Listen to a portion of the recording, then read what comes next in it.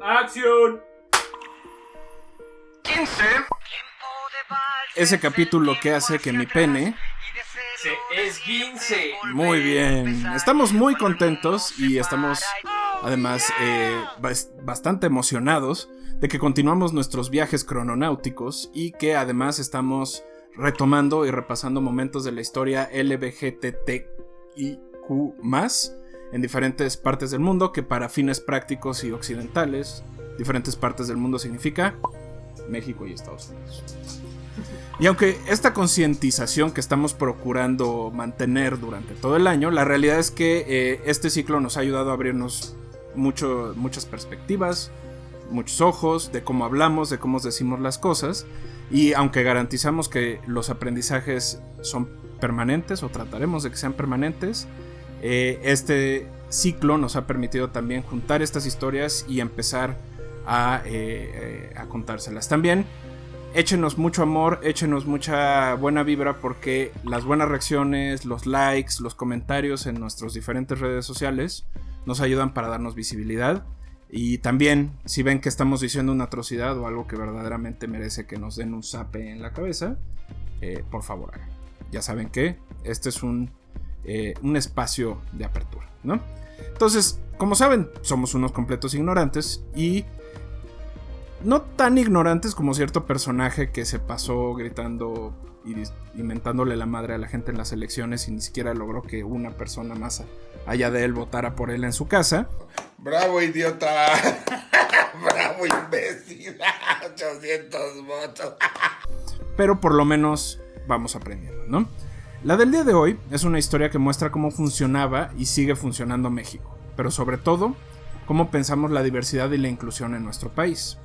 Es una historia de esas que demuestra que las preferencias sexuales no es que se hayan multiplicado, o no es que haya una sobrepoblación en la tierra, entonces la naturaleza dice, vamos a hacer gente homosexual para que se maten entre ellos.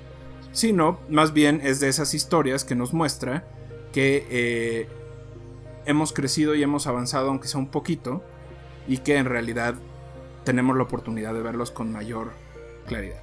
Si usted, amable crononaute, o clase mediere, o clase mediera, o clase mediero, como usted se identifique, cree que la religión es pretexto para juzgar a los demás, o bien se molesta porque cree que hay una dictadura de la ideología de género, le recomiendo saltar este capítulo.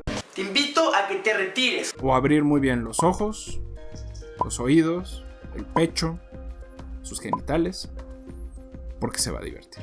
Empecemos por ahí. La ideología tiene muchas concepciones, desde lo político, lo filosófico y hasta lo social. Pero me voy a ir por el más básico porque tampoco los quiero aburrir. ¿En serio? ¡Gracias!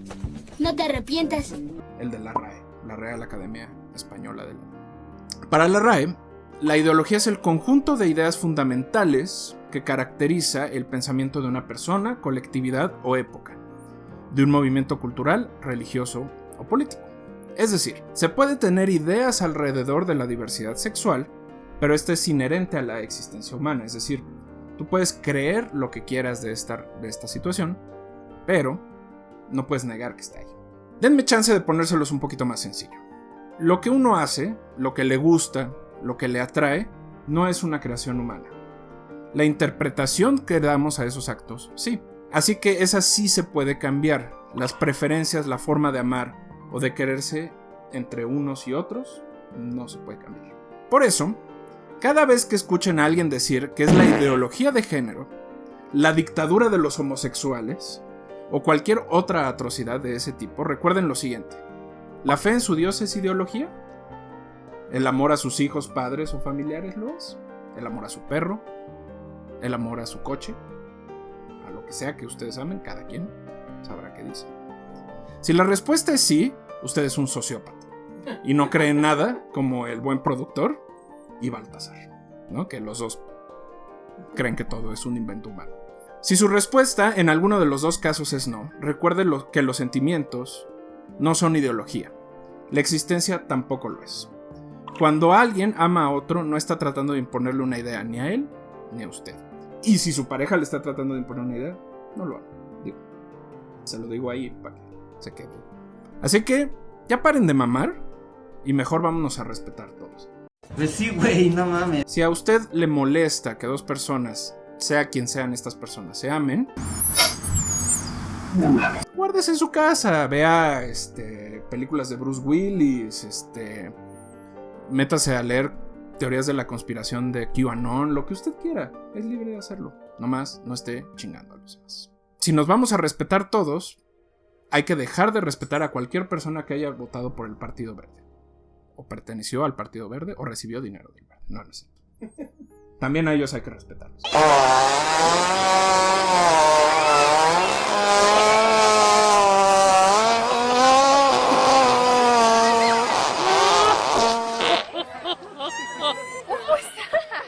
Se les respeta como personas, no como tomadores de decisiones. Eso es otra cosa, ¿no? Pero como persona, ellos son libres de hacer lo que quieran. Pero bueno, volviendo al 15, el día de hoy les traemos una historia llena de omisión, de olvido y de censura. También son buenos pedazos de realidad que se encuentran en la intersección entre el glamour del poder, pero también desde la ignorancia y la profunda discriminación. Este caso puede ser entendido a través de aquella vieja pregunta filosófica sobre un árbol que cae en el bosque. Si hay alguien para escucharlo, ¿realmente existió? ¿Cuál es la respuesta que usted da a esa pregunta filosófica, mi querido productor? Si alguien encuentra el cuerpo caído, sí. Si nadie lo encuentra... O sea, sin la razón humana no existe. Sí, exacto. Ok. Para fines no filosóficos, pero sí históricos... Pero si lo encuentra una hormiga. Exacto. ¿Y qué tan consciente es la hormiga? Exacto, la conciencia es el pedo. Exactamente. El problema es saber dónde, cómo y por qué cayó. No es entender si cayó o no cayó. Eso ya lo estás viendo y lo estás asumiendo porque está ahí. Así que, como medium clarividente, chequen el capítulo 13, ahí explico los 9 tipos de mediums. Trataremos de reconstruir, con los pocos pedazos que nos dejaron, una historia que hasta el mismo ejército trató de borrar. Y miren que son bastante expertos en desaparecer cosas. Eso no lo digo yo, lo dice el güey que escribió el guion. Yo nada más soy un intérprete, por cualquier cosa. Antes de comenzar, les recordamos que nos pueden encontrar en patreon.com/en-clasemedieros. También recuerden que mientras escribo este guión me gusta escuchar cierta música y les recomiendo 2 cosas. Uno es el Path of Wellness de Sleater-Kinney, gran disco, y el Butterfly 3000 de King Lizard and the Lizard Wizard Jesus Christ, lo que sea. También les quiero recomendar que vayan a visitar la página de Facebook de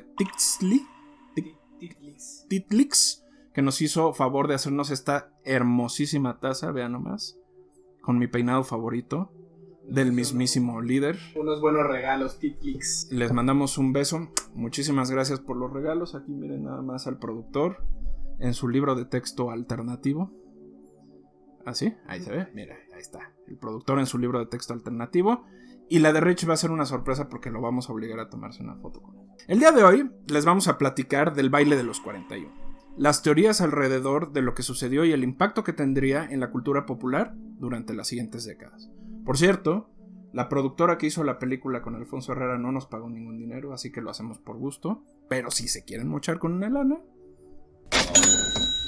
También les recomiendo que chequen el capítulo de Historia Chiquita sobre el baile de los 41. Está muy bueno y está muy bien documentado. Es una aproximación un poco menos chistosita que la nuestra. Ellos sí son serios. Pero bueno, se viene el 15. Esto es Crononautas y comenzamos. Un aplauso. ¡Ay! Cuando el mundo se para y te observa girar, es tiempo para amar.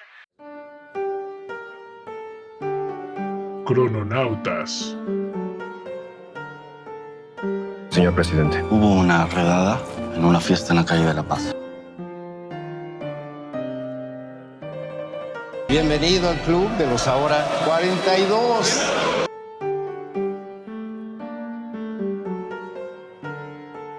Creías que no me iba a enterar.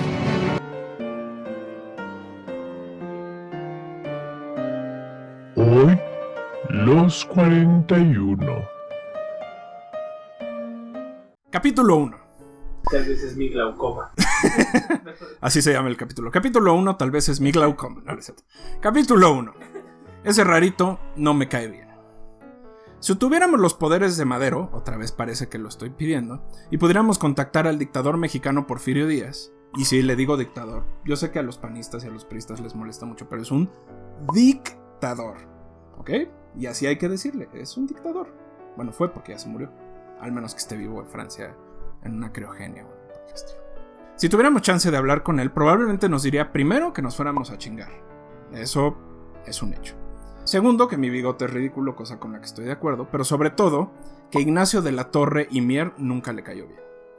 La relación entre el expreciso y su yerno siempre ha sido motivo de discusión.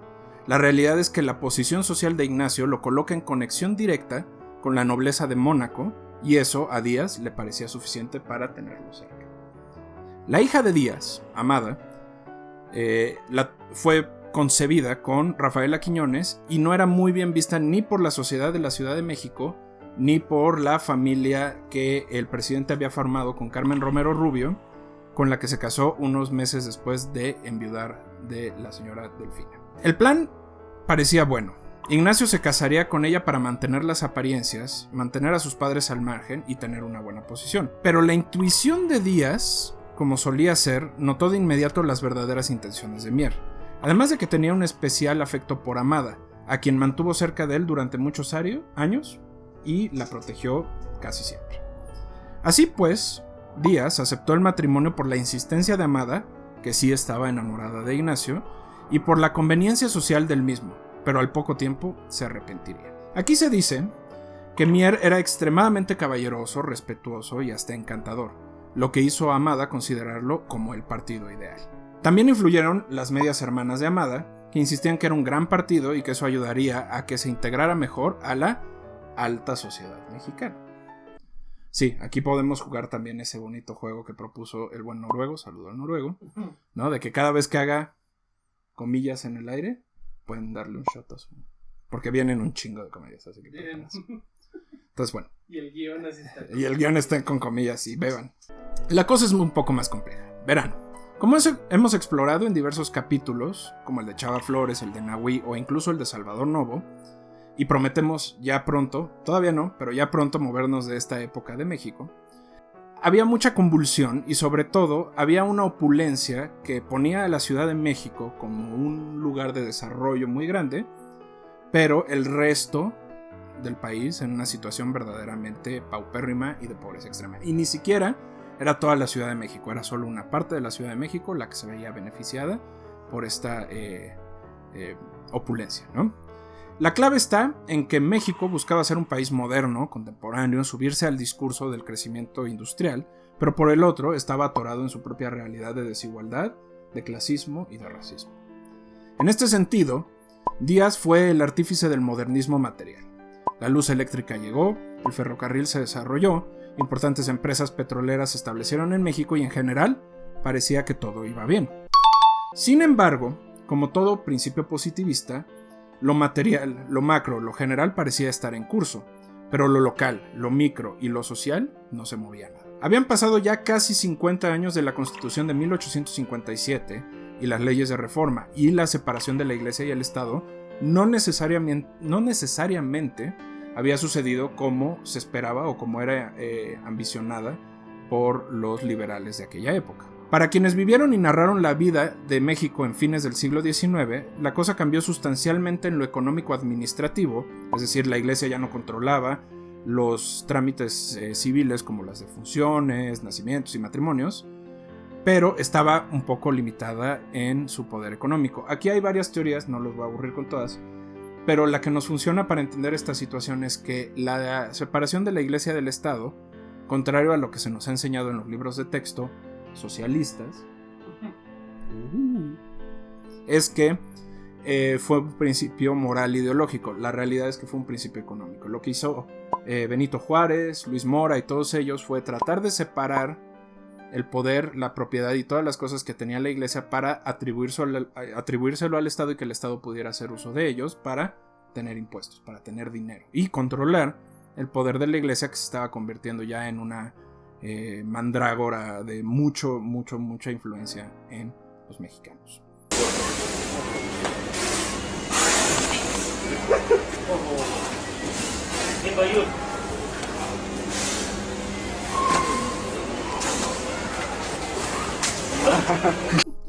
Incluso en lo político, la intervención de la iglesia se esperaba que fuera mínima. Los ministros ordenados no podían participar en elecciones, ni mucho menos ocupar cargos en el servicio público. Ahí es donde uno pensaría, bueno, ¿y entonces qué chingados llevas aburriéndome 10 minutos con estos datos? Observen. La realidad es que en la parte fundamental de lo social, que es la visión de vida, la interpretación que se hacía de las cosas no cambió. Aunque la Iglesia Católica perdió en lo funcional económico, nunca dejó de estar presente en lo moral. De hecho, su relevancia era tal que el mismo Díaz los mantuvo muy cerca, al no ejecutar en toda su extensión, las leyes de reforma y permitiendo el mantenimiento de ciertas prácticas. O lo que es lo mismo, la ley decía que no podía hacer algo, pero Díaz esperaba a que la Iglesia mostrara su lealtad antes de aplicarla. O era como, si nos caemos bien, te dejo tus propiedades, te dejo tu dinero, pero si te me pones loco, te va a caer. Y hay varios casos en donde cayó. Luego los investigaremos. Todo este choro histórico político que les estoy echando es para demostrar un punto. En aquellos años, aunque la iglesia estaba limitada, seguía siendo el centro de la brújula moral del país. Esto quiere decir que aunque Díaz fuera un liberal sumamente pragmático, se guió por varios de los principios católicos y se mantuvo durante su dictadura como aliado de la religión. Así, la sociedad mexicana estaba literalmente dividida entre ricos y pobres, los primeros con acceso a la educación y los segundos sumidos en la pobreza. Se vivía en condiciones de desarrollo en ciertas ciudades, sobre todo en la Ciudad de México, que no eran comparables con ningún otro lugar. Comenzaban a llegar ideologías, estas sí de naturaleza socialista, que se empezaban a regar entre la clase media, estilo de clase media que existía, que era la clase acomodada, pero que no necesariamente llegaban a la gente, no a toda la gente. Había acceso a la cultura, aunque solo fuera para ciertos grupos. La iglesia continuaba presente en todos lados, incluso antes de la Coca-Cola y Bimbo. Imagínense que antes de que hubiera Coca-Cola, había una tiendita de la esquina con Bimbo y Coca-Cola en sus racks, había una iglesia, una capilla, algo que hablaba y tenía contacto directo con la población, ¿no? Entonces, lo que nos deja claro este punto es que no teníamos ni la más repinche idea de qué era lo que estaba pasando. O sea, teníamos un montón de cosas ahí que nadie entendía. Es en esta sociedad que la costumbre básica era: si no lo veo, no está pasando. Ah, todavía. Qué bueno que lo dijo usted, pero no yo. Si se abusaba de una persona, pero nadie se enteraba, no pasó. Si se permitía a la iglesia hacer ciertas cosas, pero nadie se quejaba, no pasó. Si Díaz se perpetuaba en el poder amenazando a sus opositores, pero nadie lo reportaba, no pasó. Si mi hijo era homosexual, pero lo mandaba a Europa para que se corrigiera, no pasó. Entonces, cada vez que escuchen este argumento donde no, es que ahora en México la homosexualidad está creciendo porque se están contagiando, realmente piensen si era que no existía o simplemente negábamos que existía. Capítulo 2. El árbol llevaba meses cayendo.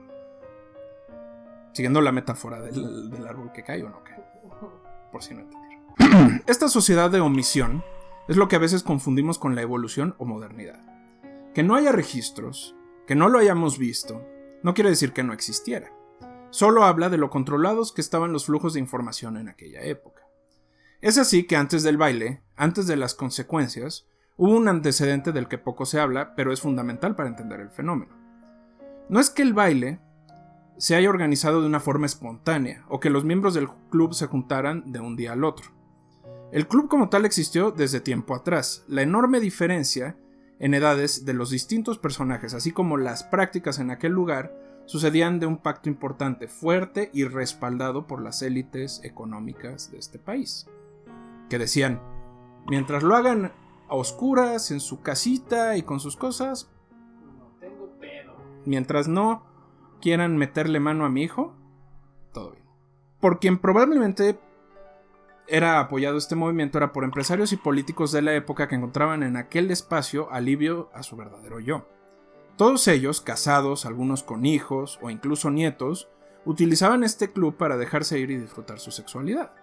De hecho, como tal, la homosexualidad no era considerada como un delito, a diferencia de otros países, y lo vamos a ver en capítulos posteriores, pero el tráfico de personas, especialmente de los llamados pepitos, era muy común. Los pepitos eran estos jóvenes, pobres usualmente, que eran utilizados para el trabajo sexual en estos clubes, ¿no? Entonces los tenían trabajando ahí, les pagaban, les daban de comer, les daban educación, les daban muchas cosas, pero no podían salir, porque no confiaban en ellos para que pudieran guardar los secretos de las cosas, tanto que les hacían como que los veían, ¿no? Entonces, bueno, ahora sería considerado trabajo sexual por trata de persona, pero en esa época era algo que se veía como muy común, ¿no? Uno pensaría entonces que si se reunía un montón de señores, ¿no? Barbados, bigotados, bien vestidos, nadie sospechó nada. Recordemos que en esas épocas los clubes eran bastante comunes e incluso nos hacía pensar en la posibilidad de que no solo existiera ese club, sino que existieran un montón de clubes que precisamente atacaban esa y otro tipo de cosas, ¿no? Se habla también de que había clubes donde era para martirio y tortura de trabajadoras sexuales y así, ¿no? Nos podemos ir en muchos casos, ¿no? Entonces no se sospechaba porque era muy común que los hombres se juntaran 1 o 2 veces a la semana a beber, a platicar, ¿no? Y estos grupos en realidad eran los que también apoyaban políticamente a los diferentes actores, por eso nadie los tocaba. La primera cosa que debemos aceptar en este caso es que el baile no puede ser considerado como un evento único. De hecho, era algo más que se organizaba con relativa regularidad y que tenía incluso normas de vestimenta y de comportamiento. Como todo club, las reuniones, fiestas, banquetes y representaciones eran muy comunes en este club, solo que se hacían bajo otro tipo de pretextos e ideas. Por ejemplo, era, viene la cena con el no sé qué, y entonces había una representación teatral, ¿no? Como lo muestra la película tiene un muy buen ejemplo de eso, de una representación teatral que se hacía y participaban todos en ella y los demás observaban. Esto derriba el primer gran mito, la posibilidad de que fuera Ignacio de la Torre y Mier quien organizara es relativamente baja. Esta idea se fue construyendo con los años, dándole mayor peso al yerno de Díaz del que realmente tenía en la organización. Aunque no se puede comprobar, es mucho más probable que, como lo plantea Carlos Monsiváis, fueran Jesús Rábago y Alejandro Redo quienes comandaran el club y organizaran los diferentes eventos que en él sucedían. La discreción, obviamente, era la palabra clave, según ellos mismos. El club funcionaba y esto permitía mostrar una cara hacia la sociedad que los hacía shot normales, ¿no? Y una hacia sus compañeros que los conocían en su verdadero contexto. Vamos a tomar un respiro, que esto ya se está cocinando machín. Recuerden que nos pueden encontrar en Instagram como @loscrononautaspodcast, @en_clasemedieros, @ternera_junior y @donnadierreco. Vamos a ver qué nos preparó Kotae, Rich, Baltasar y el productor y regresamos. Esto es el Crononautas 15.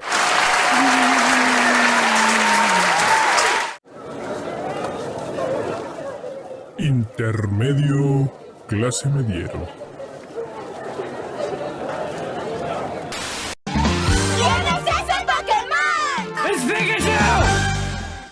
Hola, soy Ternera Junior, editor y productor de la Escuela Nacional de Clase Medieros y estoy muy contento porque llegamos a los 10 Patreon para el equipo de Clase Medieros, incluido a Kotai-chan, Baltasar y Rich y Don Nadie. Es un logro muy grande para nosotros. Muchas gracias a esas 10 personas. El apoyo que ustedes nos brindan viéndonos, dándonos su donación en Patreon o compartiéndonos es muy grande y gracias a eso seguimos adelante.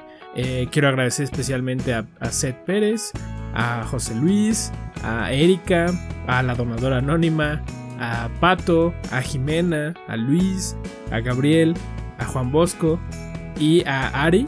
Ustedes son los primeros 10 Patreon que tenemos y estamos inmensamente agradecidos con ustedes. Muchísimas gracias y esperamos sigan disfrutando de nuestro contenido. Hasta la próxima.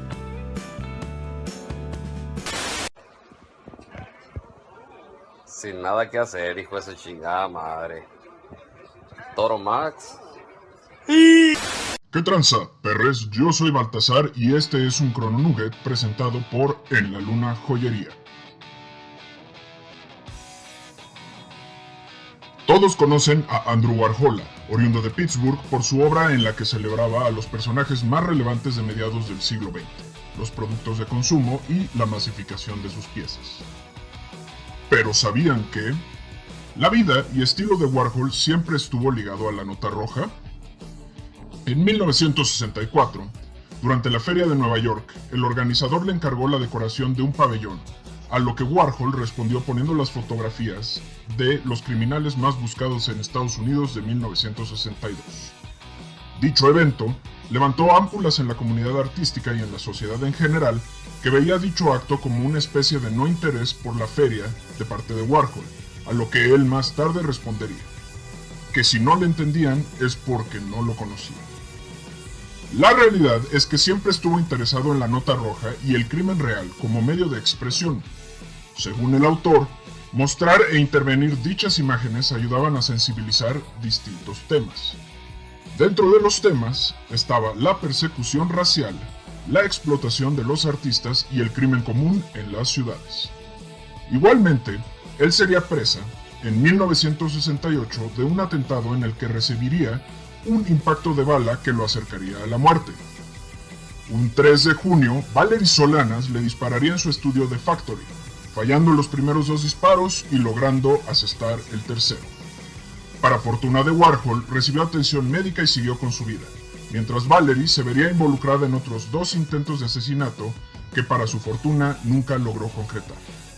Así que ya saben, la nota roja es más que un simple encabezado. Para muchos es un método de supervivencia, una técnica para procesar con ironía su propia realidad y vivir un poco más tranquilos.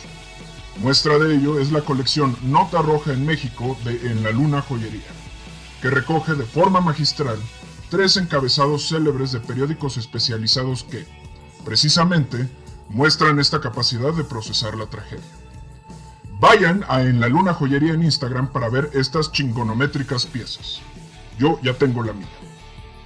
Yo soy Baltasar y creo que me voy a ir a trabajar al periódico Metro o al Pásala para procesar lo que me hacen pasar estos pinches clase medieros.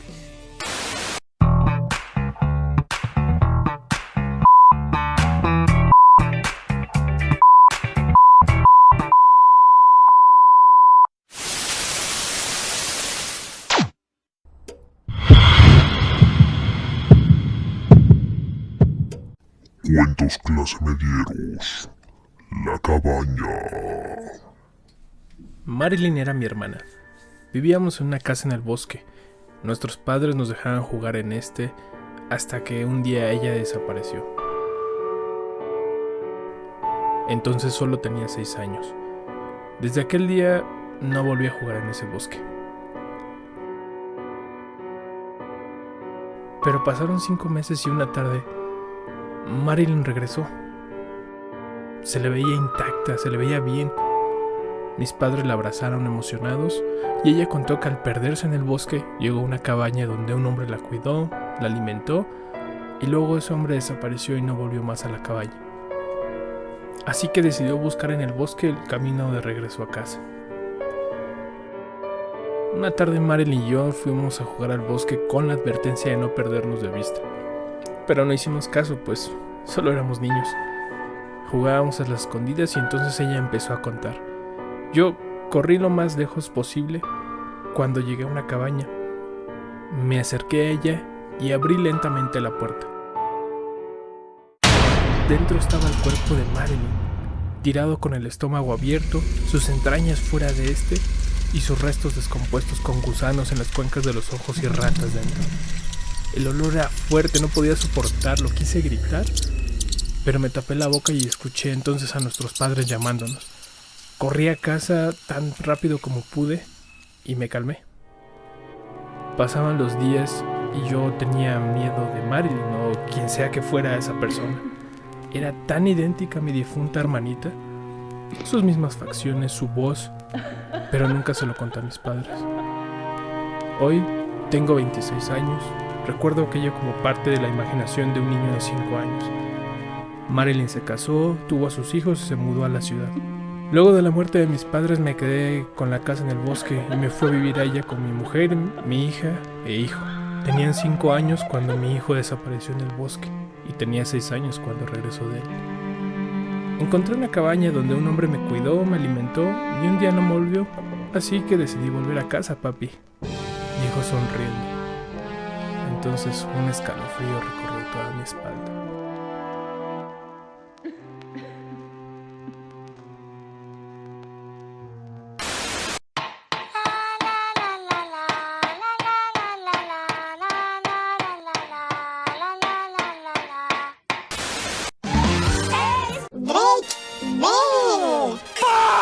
Oye, tranquilo, viejo. Soy todo un galán.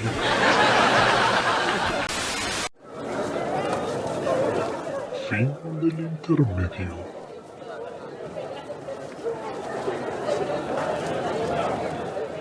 Capítulo 3. El baile y el salón. Buena referencia a Café Tacuba. El día llegó. En el informe oficial, sobre todo recopilado en los periódicos de la época, señalan que entre la noche del 17 y la madrugada del 18 de noviembre de 1901 se recibió una queja con respecto al ruido en una fiesta en una casa de la colonia tabacalera. Al asistir la policía al lugar, un hombre vestido de mujer abrió la puerta, lo que alertó a los gendarmes y llevó a la persecución y detención de 42 personas, 21 vestidos de hombre y 21 vestidos de mujer. A los primeros se les llevó a un regimiento de la policía en donde se les torturó para extraer información sobre las cabezas del club.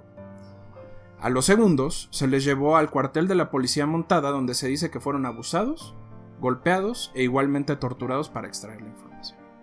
Como tal, vestirse de mujer o estar en una fiesta entre hombres no era considerado delito, así que las opciones para los detenidos fueron varias, ninguna recomendable. Por un lado, se les obligó a limpiar los cuarteles, las calles aledañas, en la ropa que traían, mientras la gente que se encontraba por ahí se burlaba y los apedreaba.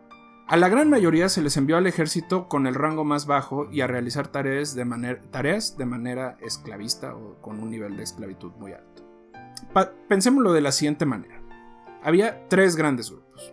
Estaban los privilegiados, quienes pudieron pagar su salida y el ocultamiento de su nombre después del evento en los distintos medios. Estaban los medianamente privilegiados que fueron enviados al ejército, pero que al poco tiempo pudieron escapar o pagar la deuda y volver, aunque sus vidas nunca fueron las mismas, porque su nombre ya estaba ligado al evento. Y luego estaban los más jodidos, que eran la gran mayoría, que eran aquellos jóvenes y trabajadores sexuales que terminaron muertos en Yucatán y Veracruz, sirviendo al ejército mexicano, y del que nadie habló nunca, porque no eran nada para ellos. Cuando se detuvieron a las personas había 42 sujetos, pero se procesaron solo a 41. Esto se debe a que por órdenes de Díaz, Ignacio fue dejado en libertad, escapando por los techos de edificios y escondiéndose en una de las casas aledañas. Es aquí donde el asunto se pone más complicado, porque este es otro de los mitos. Aquí me gustaría traerles teorías de la conspiración.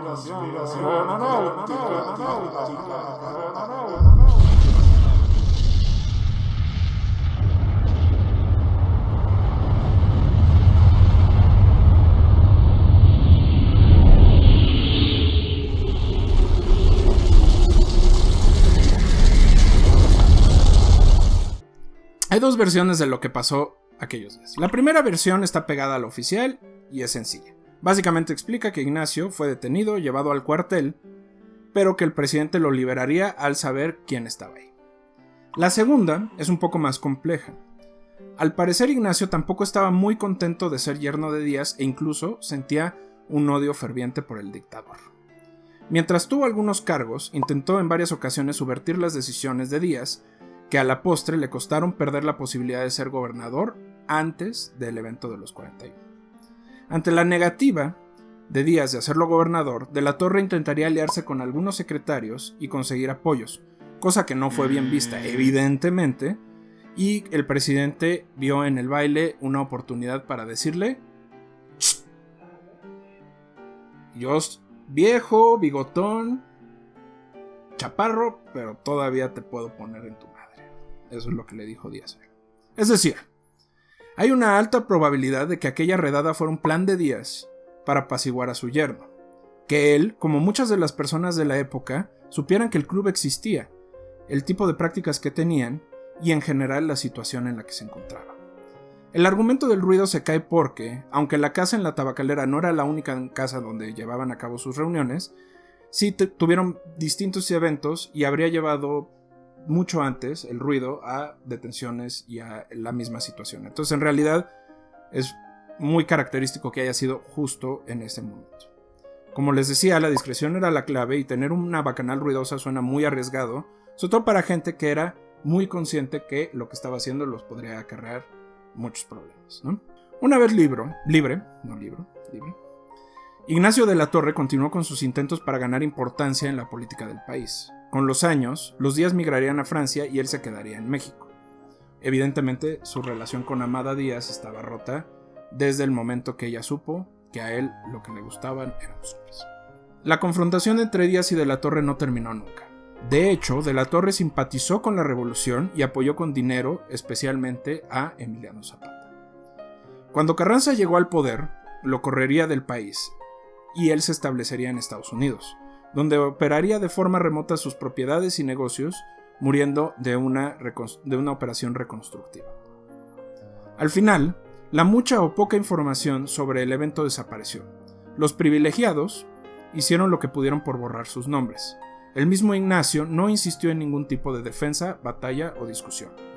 Incluso abandonó su intención de ser gobernador al ser recordado como parte del baile. O sea, después del baile intentó ser el candidato cuando, digamos, se apaciguó, cuando todavía estaban las cosas bien relativamente con Díaz, y sus enemigos le dijeron: no, maestro, acuérdate que tú estuviste metido en eso, ¿no? Entonces decidió dejar la contienda. Sin embargo, serían los colectivos LGBTIQ+, quienes tomarían este número, el 41, dándole un resignificado, no por Ignacio, sino por todos los trabajadores sexuales, Pepitos y otros que no tuvieron la oportunidad de escapar en este y muchos otros casos que, como sabemos, están poco documentados en nuestro país. Capítulo 4. ¿Y ahora qué? La lucha por los derechos de la comunidad LGBTIQ+, tiene muchos momentos de estos, que son sucesos que en su tiempo representaron hitos, pero que el mismo Estado, la sociedad e incluso las mismas familias borraron. Tal era la intención de borrarlo que los batallones 41, las calles 41, los números de policía o de empleado 41 desaparecerían y se consideraría incluso un deshonor recibir este número. Entonces, si ustedes revisan la nomenclatura del ejército o de la policía en aquella época, no había números 41. Sin embargo, como hemos dicho, las cosas seguían sucediendo. Ya sabemos, por ejemplo, que en los círculos literarios y artísticos figuras como Chavela Vargas, Salvador Novo y algunos otros comenzaban a abrir camino. Sin embargo, nunca está de más mencionar a la señora Nancy Cárdenas y al señor José Francisco Ramírez. Aunque les daremos su propio crononautas a ella como escritora, actriz y locutora, habrá que mencionar por ahora la relevancia que tuvo para el movimiento en México. Nancy, a diferencia de otras figuras, siempre fue abierta en cierto modo con respecto a su sexualidad. No es que fuera así flamboyantemente evidente, pero tampoco era, digamos, reservada como tal. Y eso era algo que impactaba mucho en la época. El primero de estos fue la creación del Frente de Liberación Homosexual en 1970, que se volvería el Frente Homosexual de Acción Revolucionaria, quien marcharía en una de las primeras protestas de gran magnitud en 1978, en conjunto con los familiares de los estudiantes masacrados en Tlatelolco 10 años antes. Cosa que evidentemente Salvador no haría. Otro hito bastante relevante fue cuando ella, Schott, salió del closet en vivo en el programa con Jacobo Zabludovsky. Dicho evento sucedió como parte de las protestas por los despidos injustificados de personas homosexuales solo por el hecho de serlo. Y también funcionó como visibilización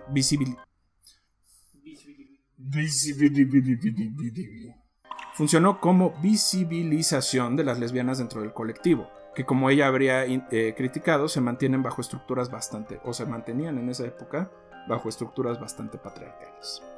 La posibilidad de hacer marchas anuales, demandar derechos y llevar peticiones a la Cámara no se abriría hasta que dichos miembros comenzaron a formar parte de grupos y tribus políticas, lo que llevó a la disolución del Frente en 1984. Un último momento fue la escritura, en 1975, en conjunto con Carlos Monsiváis, de un manifiesto en defensa de las personas homosexuales, que colocó una estructura muy relevante al movimiento, sobre todo en términos de cómo conducirse, el tipo de lenguaje que usar y la forma en la que se debe usar. La generación de espacios de inclusión y diversidad, aunque han aminorado las expresiones de rechazo, continúan siendo pocos y enfrentan muchos problemas.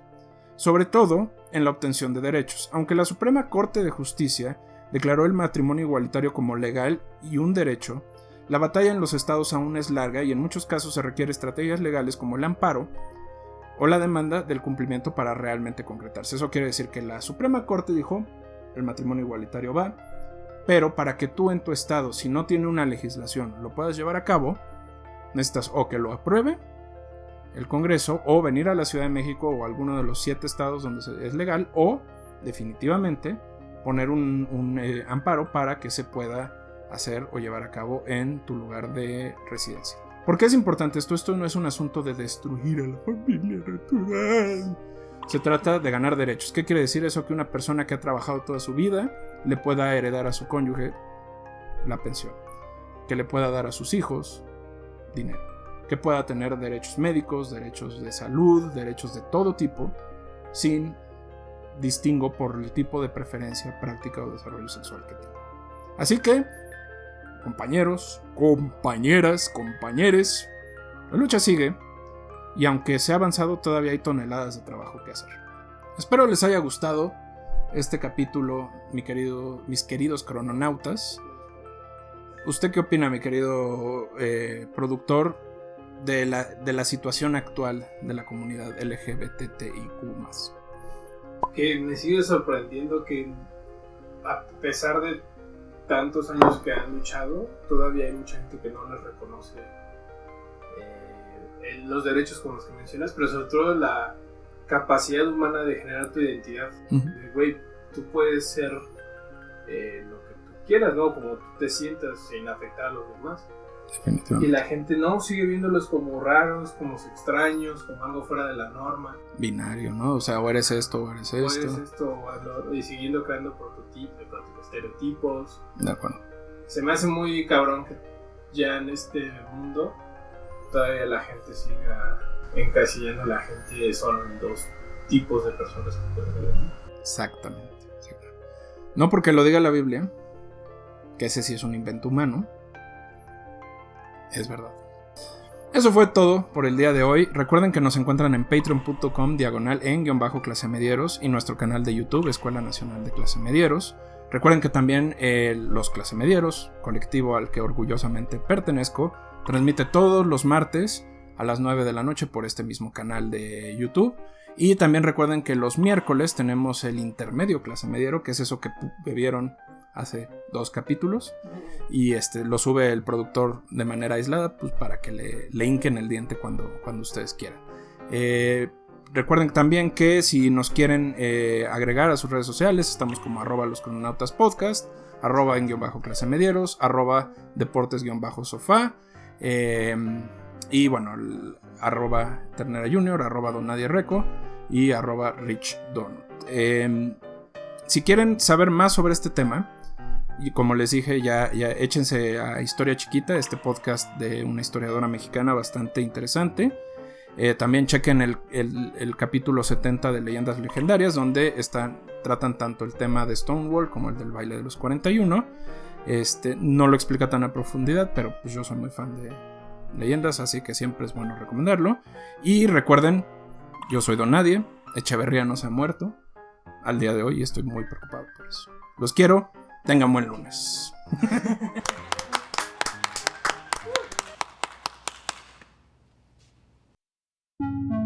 Crononautas.